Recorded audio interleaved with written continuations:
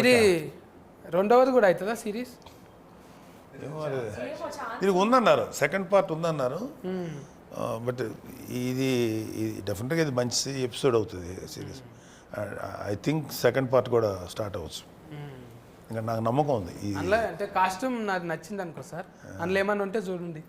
ఏది ఇది సెకండ్ పార్ట్లో ఎందుకు మీకేంటి బోర్డు అని వస్తాయి అంటే ఆల్రెడీ మీతో పాటు కొంచెం మీ లెక్కన కొడుతున్నా కదా. డెఫినెట్గా చేద్దాం. ఎవరే గుడ్ ఎంటర్టైనర్ సతీ గారు. అందులో కామెడీ లేదు కదా ఎక్కువ. వెబ్ సిరీస్లో కూడా మీలాంటి క్యారెక్టర్ పెడితే ఒక కామెడీ లాగా వాడుకుంటే కూడా అడ్వాంటేజ్ ఉంటుంది. వస్తుంది సార్, డ్రైవింగ్ వస్తుంది, అన్నీ వస్తుంది. చాలు. అంటే ఈమె అంత రాదనుకో, మీ అంత రాదు. ఓ ఎస్కలేటర్ ఇచ్చేటంత రాదు. మెల్లగా డ్రైవ్ చేస్తే సార్ఫొంటి ఏదన్నా చెత్రి పట్టుకునేదో ఏదో ఒకటి చేయొచ్చు. మంచిగా వచ్చినాయి అందరి పొరపాట్ల మెన్సులు. ఇది అదే అనాలి, పొరపాట్ల మెన్సులు.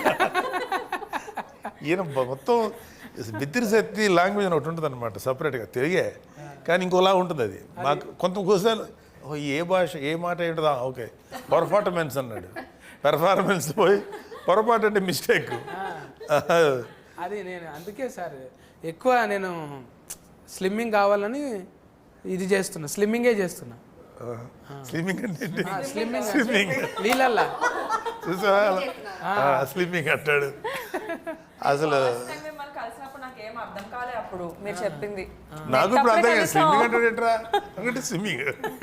ఇప్పటికే సెట్ అయింది కొంచెం. అందుకే బక్కగానికనే కదా సార్, రెండాట్లోనే ఉన్నాయి, స్లిమ్మింగ్ లోనే ఉన్నాయి. మళ్ళీ అది దీనికి చెప్పుడు దీనికి దానికి చెప్పుడు. ఇంగ్లీష్ వద్దన్నా మనకు తెలుగులో మాట్లాడు. కాదు సతీ గారు, ఇప్పుడు మీరు నేను క్వశ్చన్ అడితే మిమ్మల్ని మీరు మామూలుగా బయటకు వెళ్తే నార్మల్గా మాడతారు, ఇట్లా మాడతారా? ఇట్లా మాట్లాడుతుంటారా సార్ పిల్లలు ఇంటికాడ ఫెన్లము తాళం వేసుకొని అంటే జనాలకి పర్సెప్షన్ ఏంటంటే మీరు మామూలుగా మాట్లాడతారు అన్న విషయం చాలా మంది తెలియదు. ఇట్లా మాడతాడు ఇతను. ఒక ఆయన దత్తత తీసుకుంటా అన్నాడంట నన్ను. ఆ బాబుకు చాలా చిన్న ప్రాబ్లం ఉంది, నేను చేపిస్తా, బోల్డ్ ఆస్తుంది ఆయనకు. పాపం ఛానల్ దగ్గరకు వచ్చి నిలబడ్డాడు. ఆయన CEO గారు చెప్పిండు, నువ్వు ఎంచుకుంటున్న సత్య ఆయనే అని. అప్పుడు కారు వేసుకొని నేను కీ తీసి బయటకు వచ్చిన. మన మోసం చేశారు ఇది మన అంటే తెలియనట్టుగా కొన్ని ఏళ్ళ పాటు. ఇప్పుడు అంటే ఇక ఇంట్లో గ్రామము ఆ బుక్ ఈ బుక్ అయ్యేటకాల మన ఫేస్ తీసుకుపోయినలో పెట్టగా నా కారు చూడు, ఏది నా ఇల్లు చూడు, నేను కారు కొన్న చూడు, నేను ఇల్లు కొన్న చూడు, నా కారు సైడ్ లైక్ కొట్టకపోతే డిలేటింగ్ చేస్తా చూడు అన్నట్టు. ఎన్ని కామెంటింగ్లు వచ్చినాయి, ఎన్ని లైకులు వచ్చినాయి, ఇవి చూసుడు ఎక్కువ. పర్సనల్ లైఫ్ ఓపెన్ అయిపోయింది. కొంచెము ఫ్లేగర్ అనేది నటించకరా రే, నీకేముందో నాకు తెలుసు అని అంటారు కదా.